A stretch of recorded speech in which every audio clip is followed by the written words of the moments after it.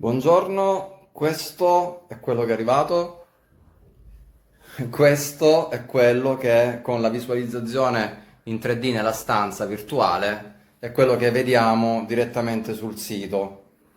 Quindi giusto per farvi un confronto sia di misure, quindi come vedete più avanti la seduta è molto più alta, quello che arriva è così, e anche come tessuto sembra quasi pelle questa, invece questo è il tessuto reale che vedete. È molto importante questo confronto anche come misure, sembra un bello più grande, invece alla fine è un po' più vuoto.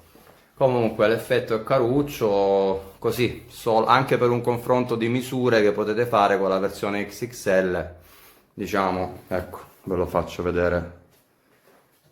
Sono queste. Questa è la misura L. Va bene? Ciao ciao.